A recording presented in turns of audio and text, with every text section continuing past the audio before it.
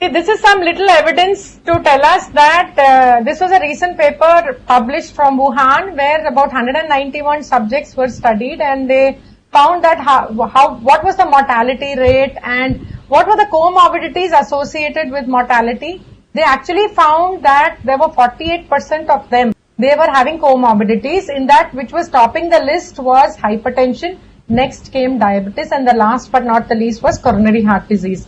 When we said that we had about 48% of the subjects having comorbidities, and here if you see the mortality is as high as 27.7% with those with diabetes with high HbA1c. So that means, when they walked into the hospitals with COVID positive, and their HbA1cs were of poor control previously, but it's been influenced by the past 3 months. So poor HbA1c control led to increase in mortality rate by 27.7%. That's a very huge number. When there is a nutritional deficiency, definitely it is going to affect our immune responses, and the immune responses are going to be sluggish, especially the cell-mediated immunity. And you'll understand that how do we boost up our immunity? All this while our traditional spices have been helping us indirectly keep our immunity status at a good status. But at the same time, the comorbidities will not allow our immunity to do its job at best.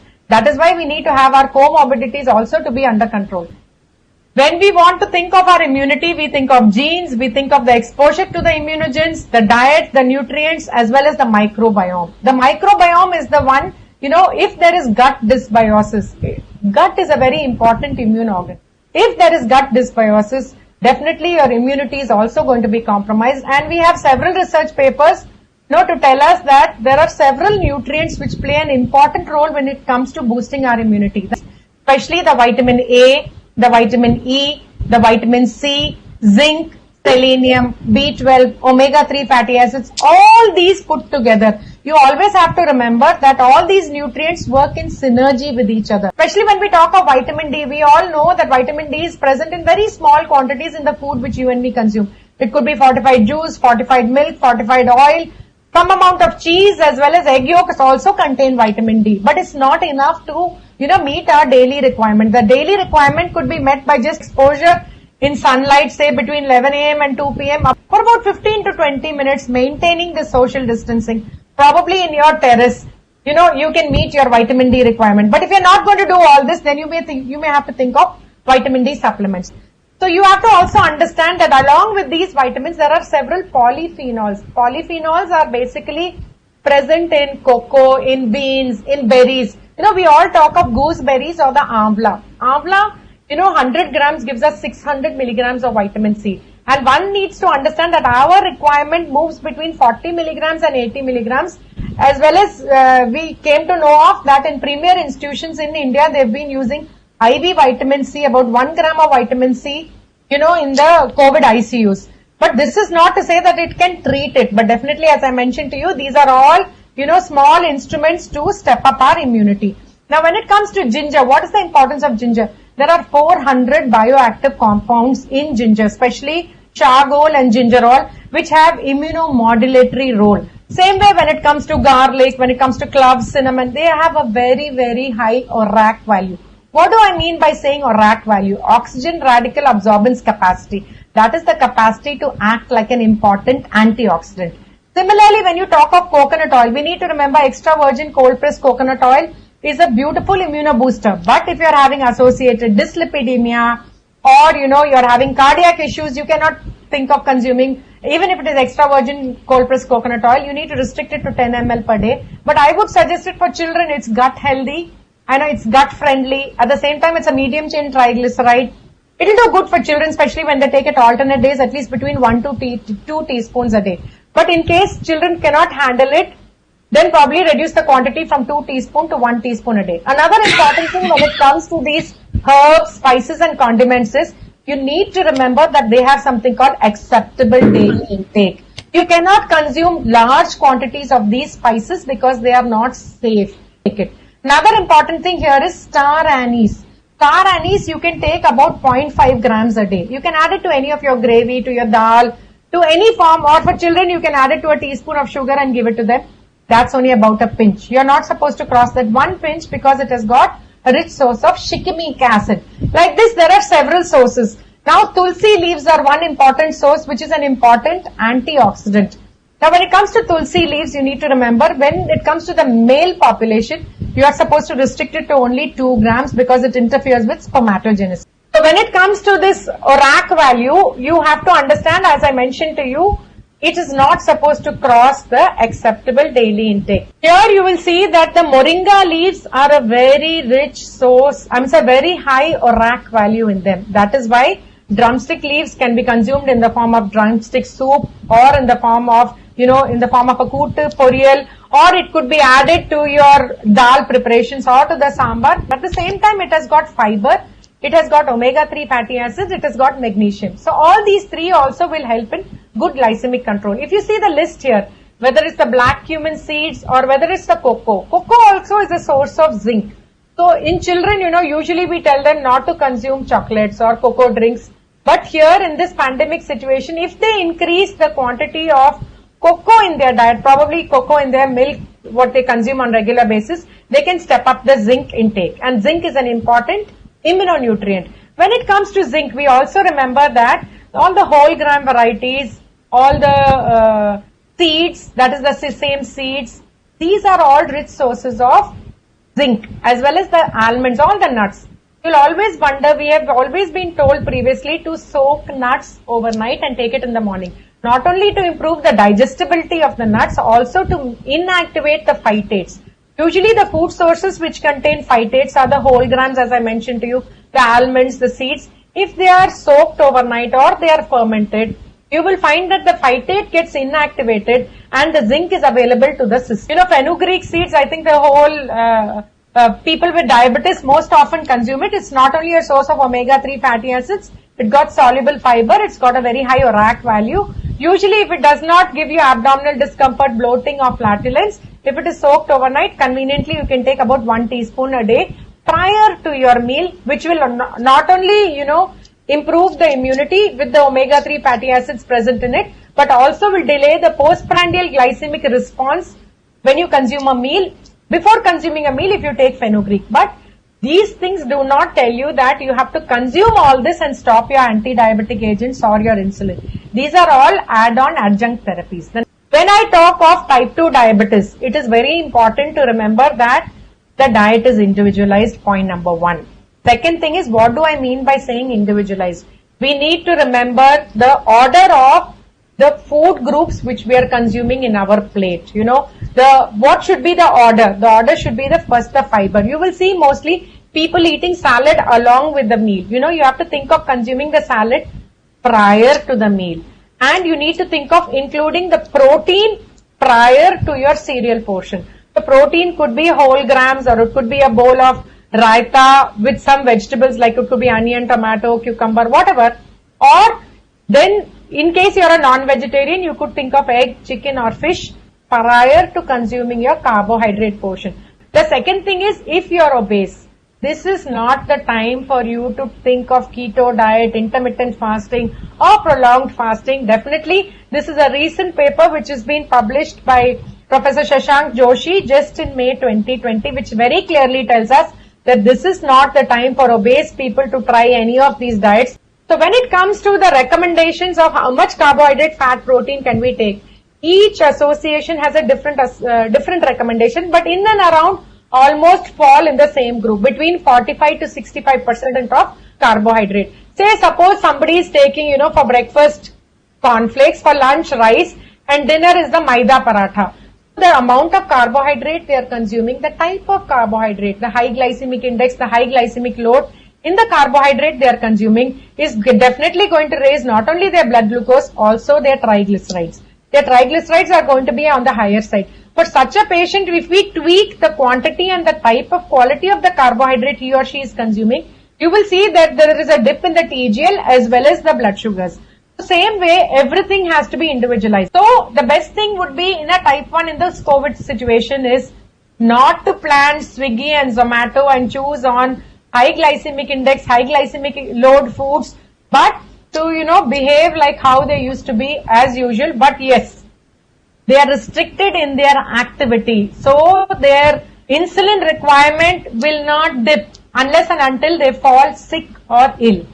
When it comes to Jocelyn's, My Plate, it very beautifully tells you that half your plate should be, only quarter of your plate should have your cereal portion. When it comes to the cereal portion, remember even the roots walk into your starches from the roots. So that also is part of your plate.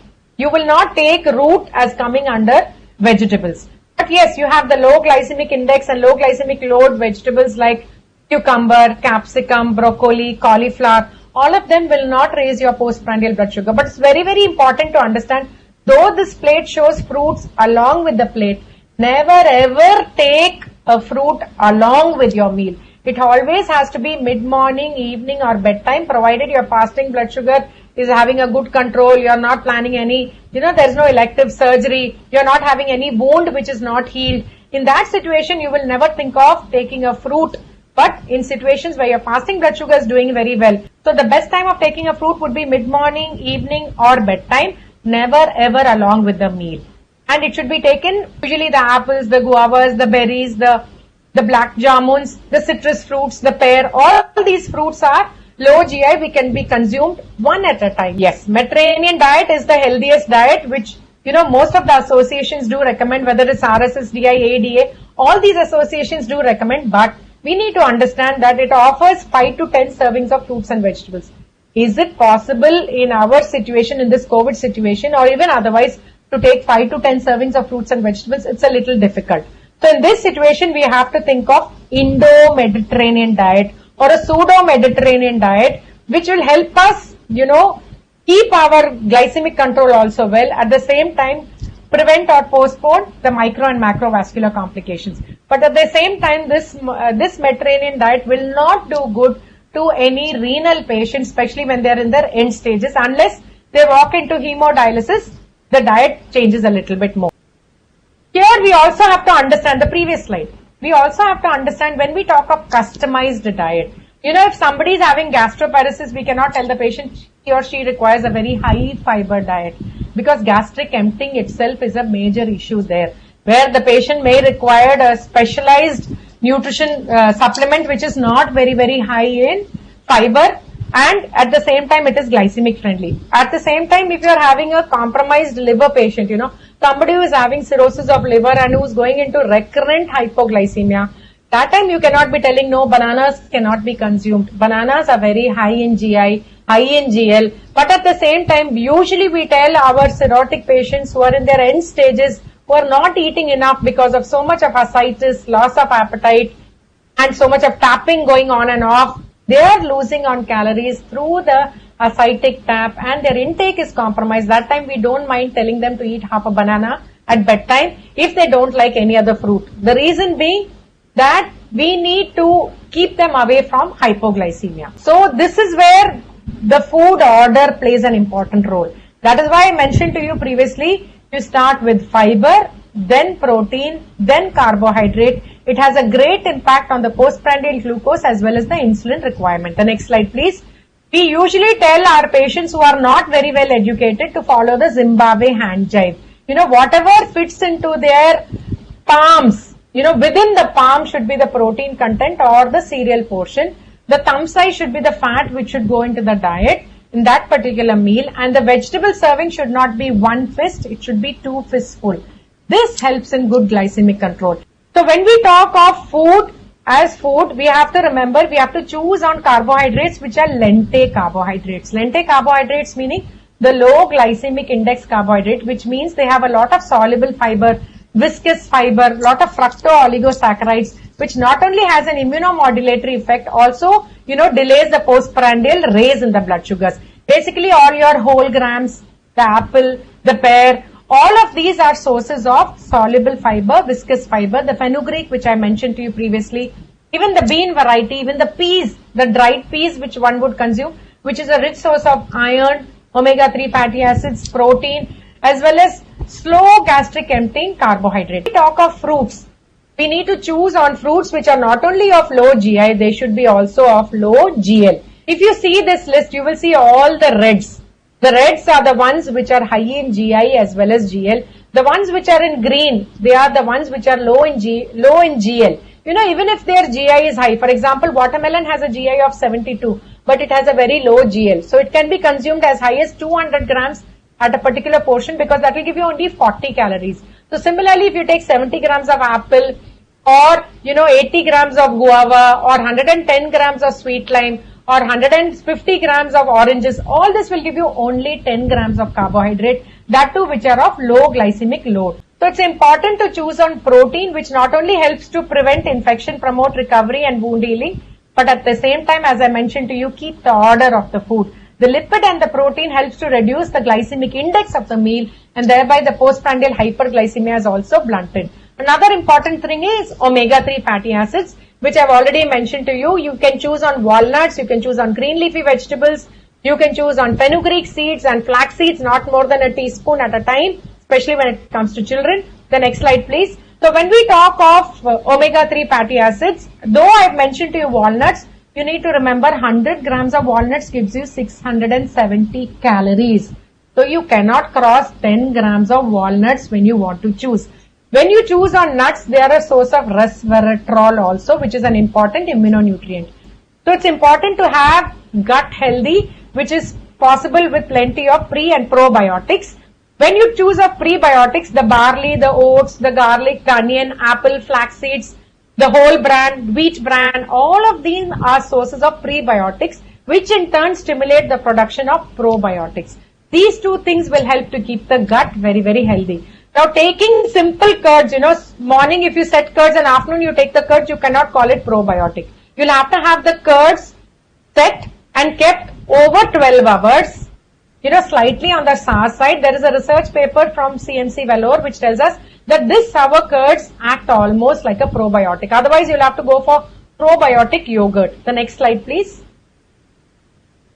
So, vitamin C is very, very important. The next slide, please. This, I think there is enough research to tell us that vitamin C is important, and only one about 10 grams of amla will handle your vitamin C requirement. A guava, which is low GI, low GL also, oranges, kiwis, strawberries, all these are sources of vitamin C. When it comes to capsicum, you need to take it uncooked. Only when you take it uncooked, it is going to provide you the vitamin C, because vitamin C is oxidized when the cooking is done. Then this is the research which tells us vitamin C is important. There is some research to tell us vitamin A is important. The next slide, please. You can move next 2 slides. So this is some research to tell us that how important vitamin D is when it comes to, the inflammatory cytokines. We hear of the cytokine storm when it comes to COVID positive. That's why we think of vitamin D, and I have already mentioned to you the importance of, sunlight exposure with vitamin D and vitamin D supplementation. The next slide, please. Vitamin E is another important thing which also has an immunomodulatory role. Obviously, all the nuts are a source, but remember, when it comes to nuts, they are also associated with calories, though they are low GI, low GL. I think the cashew nuts are a very high source of saturated fat also, so that has to be kept in mind. The best nuts could be almonds, walnuts or pistachios. The next slide, please. So selenium is an important source of immunonutrition. Here you have to think of sesame seeds, chia seeds, garden cress seeds, but garden cress seeds should not be consumed by pregnant women. That is very, very, very important. Though it is a source of iron and zinc, and selenium, but it should not be consumed by pregnant women. That's an important message which I want to share here. The next slide, please. Zinc is an important source. I think I've discussed enough on zinc previous to this. This is the research paper which tells us that zinc has an important role to play when it especially comes to immunonutrition. And I have mentioned to you previously itself that you need to choose on sprouted or fermented foods, whether it's nuts or whether it's soaked nuts or sprouted whole grams, which will provide the zinc required to you by inactivating the phytate present in it. The next slide, please. When it comes to salt, we also know that I've already shown to you previously that, hypertension is an important comorbidity when it comes to COVID. So we need to reduce the salt from 5 grams to 4 grams, and when they walk into renal failure, 3 grams and 2 grams. You need to remember that all the processed foods are a source of invisible sodium. They are bombs of sodium. Say 1 packet of instant noodles will give you 1000 odd milligrams of sodium, which means you are almost meeting half the requirement of salt with 1 packet of instant noodles. This is especially for the PWD, the type 1 children. They should not think of instant noodles because the sodium intake goes very, very high. Not only that, they are all high in GI and GL. Next important thing is hydration. Now when it comes to hydration, keep sipping on warm water through the day. That's very, very important. You can drink green tea because it's a source of polyphenols. It will do good for your pulmonary function. You can take ginger tea, cardamom tea, tulsi tea. All this can be consumed. But remember, if there is a fluid restriction, you are having some organ failure associated with diabetes, you need to keep the fluid intake with a restriction of 500 urine output plus 500 ml. So stay hydrated. That's important. But don't think of tender coconut or fruit juices to keep yourself hydrated, especially with diabetes. The next slide, please. Avoid alcohol. Alcohol is not going to do good to you. Alcohol is only for sanitizing your hands. I'm saying alcohol which is present in the sanitizer. Not otherwise. Alcohol is going to lead to gut dysbiosis. It's not going to do any great to you. When there is a sick day, you have to think of porridges. You don't worry about high GI or high GL. You are only worried about providing 130 grams of carbohydrate per day to prevent starvation, ketosis and hypoglycemia.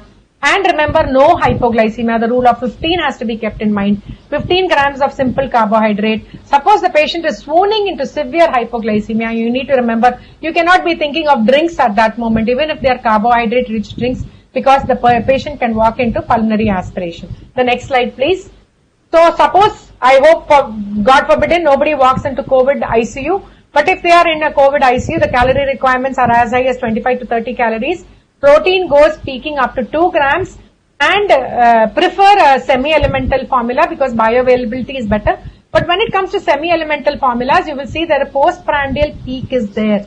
The blood sugars are not coming under control when it comes to a semi-elemental formula. That's when you can think of a diabetic specific nutrition formula. There is enough research to back that a diabetic specific enteral nutrition formula or an oral nutrition supplement is better than a standard polymeric formula when it comes to glycemic control. Please, I would say a simple rule of 5, not more than 500 ml of oil per person per month.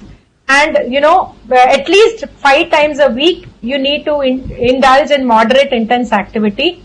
5 servings of fruits and vegetables put together and whole grams. So it will be 1 serving of fruit a day, provided your blood sugars are good control.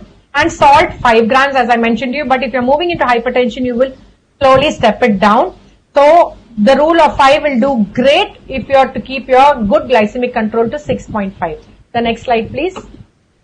So supplementation above the RDA is required in those patients where there is specific nutrient deficiency and where you are not able to meet the daily requirement or the requirement to build up the immune function beyond the RDA, but under the supervision of a physician, diabetologist or endocrinologist. I would say it's time for us to build up our immunity, have good glycemic control and stay safe, stay healthy. Thank you so much for the patient listening.